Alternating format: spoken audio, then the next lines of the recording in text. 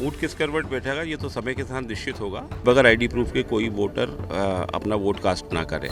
देखिए, मतदाता को अगर फ्री रखेंगे आप तो वो अपना निष्पक्ष मतदान करेगा। उनके ये कहने नहीं कहने से कोई फर्क पड़ने वाला नहीं है। मतदाता क्या निर्णय लेगा ये समय के साथ निश्चित होगा, परिणाम तय को आएंगे। लेकिन मैं कह रहा हूँ, बुधनी उपचुनाव में कांग्रेस के प्रत्याशी राजकुमार पटेल ने अपने मताधिकार का उपयोग किया और उसके बाद वो पोलिंग बूथ पर जो है निरीक्षण के लिए निकले हुए हैं। इस वक्त डोभी पहुंचे हुए हैं और देख रहे हैं कहाँ क्या चौक चौबंद व्यवस्था है, कहाँ खामियां हैं। मेरे साथ मौजूद है, बातचीत करते हैं। क्या अभी तक देखा भैया आपने चुनाव में, क्योंकि बीजेपी जीत के दावे कर रही है अपने? दावे करना बहुत आसान है। ऊँट किस करवट बैठेगा ये तो समय के साथ निश्चित होगा। तो दावे तो कहीं से भी खड़े होकर किए जा सकते हैं। दावे बड़े बड़े हुए हैं, देश में भी हुए हैं, प्रदेश में भी हुए और क्षेत्र में भी हुए हैं। दावा तो भारतीय जनता पार्टी ने 400 पार का भी किया था देश में। लोकसभा में मोदी की गारंटी चली थी, विकास चला था।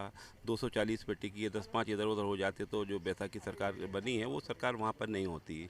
तो दावे करना तो बहुत आसान है और जब परिणाम आता है तब फिर हकीकत से रूबरू होता है आदमी। सबसे पहले आपने मतदान किया, उसके बाद आप निकले क्षेत्र में। अभी तक क्या देखने में आया आपको? देखिए, मतदाता उत्साहित है। अच्छा हो चुनाव आयोग और हमारे यहाँ के जो चुनाव के अधिकारी हैं वो चुनाव आयोग के निर्देशों का सही पालन करें। अनेक जगहों पे हमने देखा कि सिर्फ पर्ची के आधार पे वोट डाल रहा है, वो वैलिड नहीं है। आईडी प्रूफ मस्ट होना चाहिए। जब आईडी प्रूफ कंपलसरी किया चुनाव आयोग ने तो उसको कंपलसरी रखना चाहिए। तो पीठासीन अधिकारियों को चुनाव आयोग को तत्काल निर्देश देना चाहिए कि बगैर आईडी प्रूफ के कोई वोटर अपना वोट कास्ट ना करे। और सरकार ने तो अपना सारा तंत्र बिछा रखा है। आशा कार्यकर्ता, आंगनवाड़ी कार्यकर्ता, ये भी मतदान केंद्र को, मतदाताओं को प्रभावित कर रही हैं। तो इनको कहा गया कि टेंट से बाहर नहीं निकलेंगी, तो इनको टेंट के अंदर रहना चाहिए। अगर कोई छोटा बच्चा लेके जा रहा है तो उस बच्चे को पकड़ ले। बाकी इनके रोल अंदर घुसने का भी नहीं है। अनेक जगह पे मिली शिकायतें भी हम लोग कर रहे हैं। क्या शिकायत देखने में आई आपको?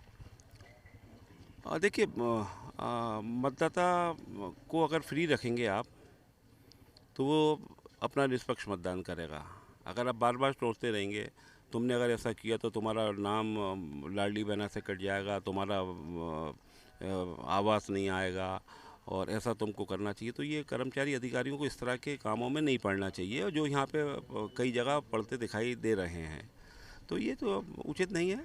पूरे चुनाव कैंपेन के दौरान और आज अभी तक का आपका अनुभव यही कहता है कि प्रशासन आपका साथ नहीं दे रहा है?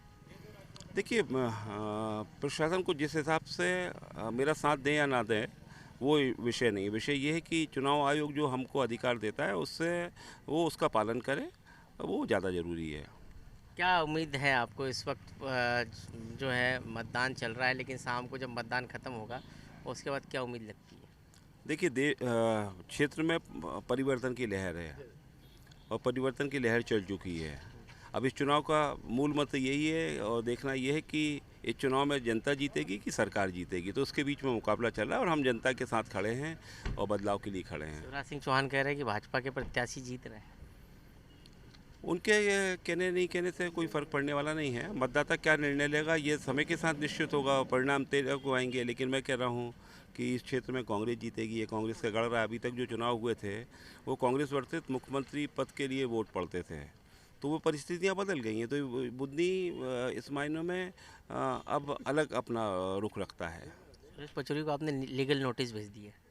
वो तो चलता रहेगा, वो कोई इशू नहीं है, वो देखेंगे जो होगा। तो राजकुमार भैया हैं और डोभी पहुंचे हैं, मतदाताओं के बीच में हैं, अपने कार्यकर्ताओं के बीच में फीडबैक ले रहे हैं और तमाम जो उन्होंने आरोप लगाए हैं, देखना उस पर यहाँ के जिला प्रशासन, निर्वाचन अधिकारी क्या एक्शन लेते हैं। लेकिन फिलहाल बुधनी का चुनाव भी कांटे का बना हुआ है। कैमरा पर्सन रमेश के साथ विवेक पटिया, IBC 24 बुधनी।